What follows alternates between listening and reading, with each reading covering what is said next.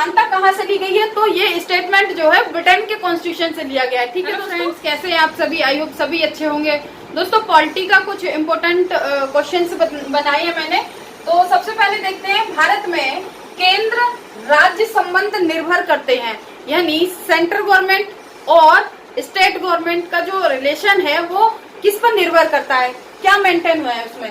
तो दोस्तों संवैधानिक प्रावधानिक उपबंध किए गए हैं, परंपराओं तथा व्यवहारों पर, न्यायिक व्यवस्थाओं पर, या बातचीत के लिए यंत्र विन्यास पर। तो दोस्तों केंद्र और राज्य सरकार का जो संबंध जो निर्भर करता है इन सभी पर करता है। ठीक है दोस्तों, क्या किस पर करता है, मैं रिपीट करती हूँ कि संवैधानिक प्रावधान उपबंध किए गए हैं, परंपराओं तथा व्यवहारों पर, न्यायिक व्यवस्थाओं पर, बातचीत के लिए यंत्र विन्यास पर केंद्र और राज्य संबंध का ये निर्भर करता है। ठीक है दोस्तों, अब बात करते हैं, देखिए केंद्र और राज्य संबंध का जो रिलेशनशिप है, ठीक है, जो रिलेशन है, तो पार्ट कितने में आता है दोस्तों? पार्ट आता है 11 में। ठीक है, पार्ट कितना? पार्ट 11। ठीक है, पार्ट 11।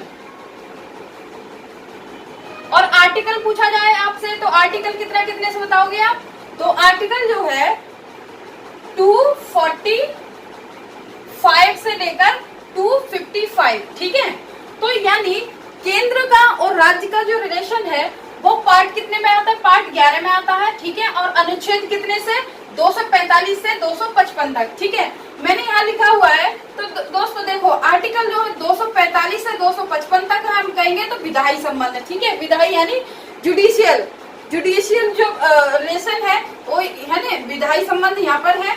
ठीक है, आर्टिकल 256 से 63, 255 से 263 तक है तो प्रशासनिक एवं कार्यकारी संबंध।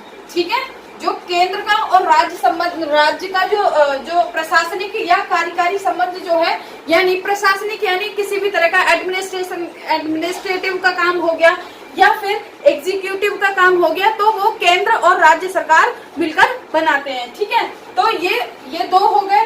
तो ये काफी इम्पोर्टेंट है, आपसे डायरेक्ट यहाँ से क्वेश्चन पूछे जाते हैं। अब देखो दोस्तों, केंद्र और राज्य संबंध जो रिलेशन है और क्या तीन लिस्ट बनाई है। कितनी लिस्ट है? 3 है, 3 सूचियां बनाई है। तो जो सूची का जो है यानी जो शेड्यूल है वो 7वीं है। ठीक है, 7वीं अनुसूची है। ठीक है, 7वीं अनुसूची है और अनुच्छेद कितना है, आर्टिकल कितना है? 246। ठीक है, तो 246 के तहत 3 जो सूचियां हैं उनका वर्णन किया जाता है। ठीक है, जो लिस्ट है, तो पहली लिस्ट है यूनियन लिस्ट।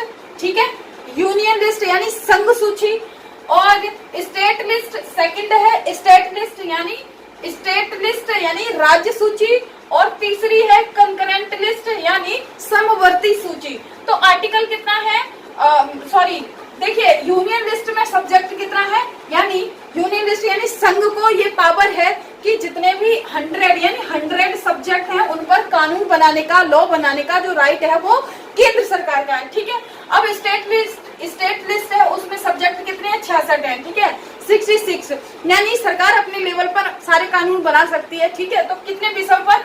66 विषयों पर सरकार कानून बना सकती है। ठीक है, अब बात करते हैं कंकरेंट लिस्ट।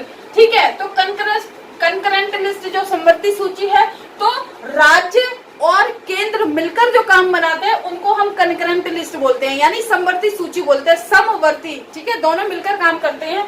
जैसे आपसे पूछा जाए कि एजुकेशन एक सब्जेक्ट है, तो एजुकेशन पर कानून बनाने का किसका अधिकार है और एजुकेशन किस लिस्ट में आती है, आपसे पूछा जाए तो दोस्तों एजुकेशन जो है कंकरेंट लिस्ट में आएगी। ठीक है, किस लिस्ट में आएगी? समवर्ती सूची में आएगी। ठीक है, तो 52 सब्जेक्ट जो है वो समवर्ती सूची में आते हैं। ठीक है, आई होप ये क्लियर हो गया होगा, काफी इंपॉर्टेंट है दोस्तों। मेरे चैनल पे अगर नए हैं तो सब्सक्राइब जरूर करें। ठीक है दोस्तों, अब नेक्स्ट बात करते हैं समानता का अधिकार। ठीक है, समानता का अधिकार यानी right to equality. Right to equality भारतीय संविधान के किस अनुच्छेद में वर्णन किया गया है? तो अब ये ध्यान रखिए, जो संवैधानिक जो राइट टू इक्वलिटी यानी समानता का अधिकार जो है दोस्तों, आर्टिकल कितने से कितने तक है?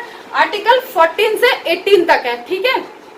तो 5 आर्टिकल जो है, 5 आर्टिकल इसमें इंक्लूडेड है, ठीक है।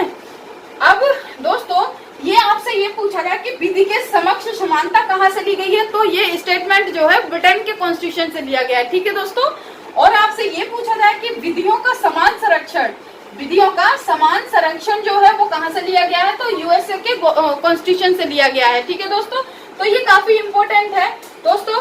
कैसा लगा कमेंट करके जरूर बताइए। Thank you so much for watching.